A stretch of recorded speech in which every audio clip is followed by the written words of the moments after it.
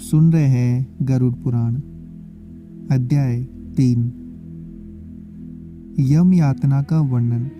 चित्रगुप्त द्वारा श्रवणों से प्राणियों के शुभ अशुभ कर्म के विषय में पूछना, श्रवणों द्वारा वह सब धर्मराज को बताना और धर्मराज द्वारा दंड का निर्धारण। गरुड़ जी ने कहा, हे केशव, यम मार्ग की यात्रा पूरी करके यम के भवन में जाकर पापी किस प्रकार की यातना को भोगता है, वह मुझे बताइए।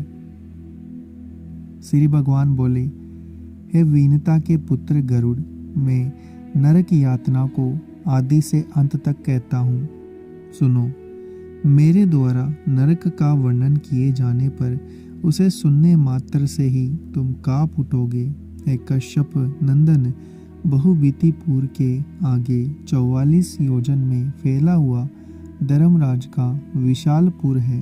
हाहाकार से परिपूर्ण उस पुर को देखकर पापी प्राणी क्रंदन करने लगता है। उसके क्रंदन को सुनकर यमपुर में विचरण करने वाले यम के गण प्रतिहार के पास जाकर उस पापी के विषय में बताते हैं। धर्मराज के द्वार पर सर्वदा धर्मध्वज नामक प्रतिहार स्थिर रहता है। वह द्वारपाल जाकर चित्रगुप्त को उस प्राणी के शुभ और अशुभ कर्म को बताता है। उसके बाद चित्रगुप्त भी उसके विषय में धर्मराज से निवेदन करते हैं। ये ताक्षर्य जो नास्तिक एवं महापापी प्राणी है, उन सभी के विषय में धर्मराज यथारूप से भलीभांति जानते हैं। तो भी वे चित्रगुप्त से उन प्राणियों के पाप के विषय में पूछते हैं और सर्वज्ञ चित्रगुप्त भी श्रवणों से पूछते हैं। श्रवण ब्रह्मा के पुत्र है स्वर्ग, पृथ्वी तथा पाताल में विचरण करने वाले तथा दूर से ही सुन और जान लेने वाले हैं। उनके नेत्र सुदूर के दृश्यों को भी देख लेने वाले हैं। श्रवणी नाम की उनकी पृथक पृथक पत्नियां भी है, उसी प्रकार के स्वरूप वाली है, अर्थात स्वर्णों को समान ही है। वे स्त्रियों की सभी प्रकार की चेष्टाओं को तत्वतः जानती है।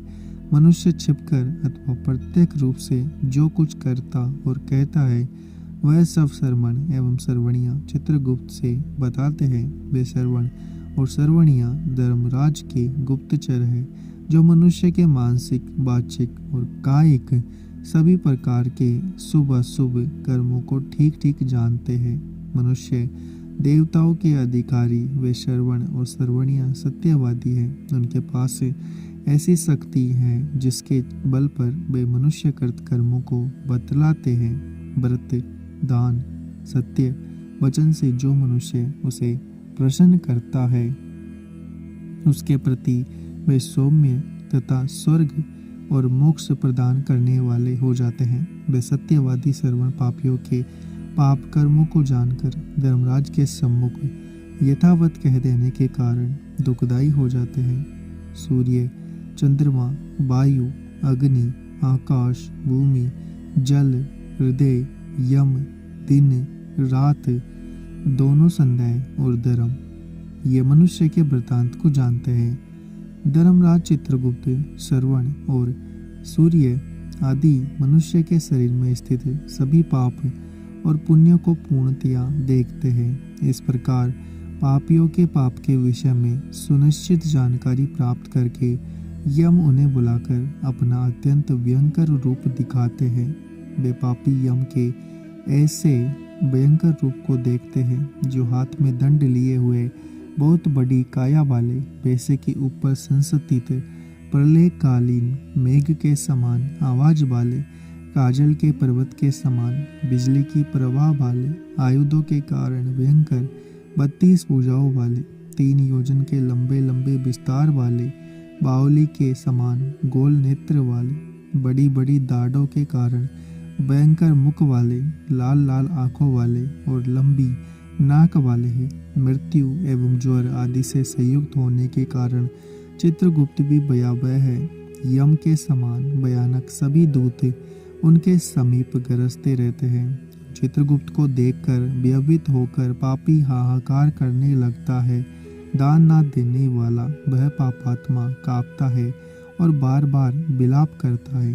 तब चित्रगुप्त यम की आज्ञा से क्रंदन करते हुए और अपने पाप कर्मों के विषय में सोचते हुए उन सभी प्राणियों से कहते हैं, अरे पापियों, दुराचारियों, अहंकार से दूषितों, तुम अविवेकियों ने क्यों पाप कमाया है? काम से, क्रोध से और पापियों की संगति से जो पाप तुमने किया है वह दुख देने वाला है। फिर है मूर्खजनों, तुमने वह क्यों किया? पूर्व जन्म में तुम लोगों ने जिस प्रकार अत्यंत हर्षपूर्वक पाप कर्मों को किया है, उसी प्रकार यातना भी भोगनी चाहिए। इस समय यातना भोगने से क्यों परागमुख हो रहे हो? तुम लोगों ने जो बहुत से पाप किए हैं वे पाप ही तुम्हारे दुख के कारण हैं। इसमें हम लोग कारण नहीं हैं। मूर्ख हो या पंडित, दरिद्र हो या धनवान, और प्रबल हो या निर्बल, यमराज सभी से समान व्यवहार करने वाले कहे गए हैं। चित्रगुप्त के इस प्रकार के वचनों को सुनकर वे पापी अपने कर्मों के विषय में सोचते हुए निश्चेत होकर चुपचाप बैठ जाते हैं। धर्मराज भी चोर की भांति निश्चल बैठे हुए उन पापियों को देखकर उनके पापों को मार्जन करने के लिए यथोचित दंड देने की आज्ञा करते हैं। इसके बाद वे निर्दयी दूत उन्हें पीटते हुए कहते हैं, हे पापी, महान घोर और अत्यंत भयानक नरकों में चलो। यम के आज्ञाकारी प्रचंड और चंडक आदि नाम वाले दूत एक पास से उन्हें बांधकर नरक की ओर ले जाते हैं। वहाँ जलती हुई अग्नि के समान प्रभाव वाला एक विशाल वृक्ष है जो 5 योजन में फैला हुआ है तथा 1 योजन ऊंचा है। उस वृक्ष में नीचे मुख करके उसे सांकलों से बांधकर वे दूत पीटते हैं। वहाँ जलते हुए वे रोते हैं, पर वहाँ उनका कोई रक्षक नहीं होता। उसी शालमली वृक्ष में भूख प्यास से पीड़ित तथा यमदूतों द्वारा पीटे जाते हुए अनेक पापी लटकते रहते हैं। वे आश्रय विहीन पापी अंजलि बांधकर, हे यमदूतों, मेरे अपराध को क्षमा कर दो, ऐसा उन दूतों से निवेदन करते हैं। बार बार लोहे की लाठियों, मुदगरों, बालों, बर्छियों, गदाओं और मुसलों से उन दूतों के द्वारा वे अत्यधिक मारे जाते हैं। मारने से जब वे चेष्टा रहित और मूर्छित हो जाते हैं, तब उन निश्चेत पापियों को देखकर यम के दूत कहते हैं, अरे दुराचारियों, पापियों, तुम लोगों ने दुराचरण क्यों किया? सुलभ होने पर भी जल और अन्न का दान कभी क्यों नहीं दिया? तुम लोगों ने आधा ग्रास भी कभी किसी को नहीं दिया, ना ही कुत्ते तथा कौवे के लिए बलि ही दी। अतिथियों को नमस्कार नहीं किया और पितरों का तर्पण नहीं किया। यमराज तथा चित्रगुप्त का उत्तम ध्यान भी नहीं किया और उनके मंत्रों का जप नहीं किया, जिससे तुम्हें यह यातना नहीं होती। कभी कोई तीर्थ यात्रा नहीं की, देवताओं की पूजा भी नहीं की। गृहस्थ आश्रम में रहते हुए भी तुमने अंतकार नहीं निकाला, संतों की सेवा की नहीं। इसलिए अब स्वयं किए गए पाप का फल भोगो। चूंकि धर्महीन हो, इसलिए तुम्हें बहुत अधिक पीटा जा रहा है। भगवान हरि ही ईश्वर है, वे ही अपराधों को क्षमा करने में समर्थ है। हम तो उन्हीं की आज्ञा से अपराधियों को दंड देने वाले हैं। ऐसा कहकर वे दूत निर्दयापूर्वक उन्हें पीटते हैं। उनके पीटे जाने के कारण वे जलते हुए अंगार के समान नीचे गिर जाते हैं। गिरने से उस सालमली वृक्षों के पत्तों से उनका शरीर कट जाता है। नीचे गिरे हुए उन प्राणियों को कुत्ते खाते हैं और वे रोते हैं। रोते हुए उन पापियों के मुख में यमदूत धूल भर देते हैं तथा कुछ पापियों को विविध पासों से बांधकर मुदगरों से पीटते हैं। कुछ पापी आरे से काष्ठ की भांति 2 टुकड़ों में किए जाते हैं। कुछ भूमि पर गिरकर कुल्हाड़ी से खंड खंड किए जाते हैं। कुछ को गड्ढे में आधा गाड़कर सिर में बाणों से भेदन किया जाता है। कुछ दूसरे पेरने वाले यंत्र में डालकर इक्षु दंड गन्ने की भांति पेरे जाते हैं। कुछ की ओर चारों ओर से जलते हुए अंगारों से युक्त उन्मुक्त जलती हुई लकड़ी से ढक करके लोहा पिंडक की बाती धधकाया जाता है। कुछ को घी के खोलते हुए कढ़ाई में, कुछ को तेल के कढ़ाई में तले जाते हुए बड़े की बाती इधर उधर चलाया जाता है। किन्हीं को मतवाले गजेंद्रों के सम्मुख रास्ते में फेंक दिया जाता है। किन्हीं को हाथ और पैर बांधकर अधोमुख लटकाया जाता है। किन्हीं को कुएं में फेंका जाता है। किन्हीं को पर्वतों से गिराया जाता है। कुछ दूसरे कीड़ों से युक्त कुंडों में डुबो दिए जाते हैं, जहाँ वे कीड़ों के द्वारा व्यथित होते हैं। कुछ पापी वज्र के समान चोंच वाले बड़े बड़े कौओं और मांस भोजी पक्षियों द्वारा सिरोदेश में, नेत्र में, मुख में चोंचों से आघात करके नोचे जाते हैं। कुछ दूसरे पापियों से ऋण को वापस करने की प्रार्थना करते हुए कहते हैं, मेरा धन दो, मेरा धन दो, यमलोक में ने तुम्हें देख लिया है, मेरा धन तुम्ही ने लिया है। नरक में इस प्रकार विवाद करते हुए पापियों के अंगों से सरसइयों द्वारा मांस नोचकर यमदूत उन्हें देते हैं। इस प्रकार उन पापियों को सम्यक प्रताड़ित करके यम की आज्ञा से यमदूत खींचकर तामिश्र आदि घोर नरकों में फेंक देते हैं। उस वृक्ष के समीप ही बहुत दुखों से परिपूर्ण नरक है, जिनमें प्राप्त होने वाले महान दुखों का वर्णन वाणी से नहीं किया जा सकता। आकाशचारीन गरुड़ नरकों की संख्या 84 लाख है। उनमें से अत्यंत भयंकर और प्रमुख नरकों की संख्या 21 है।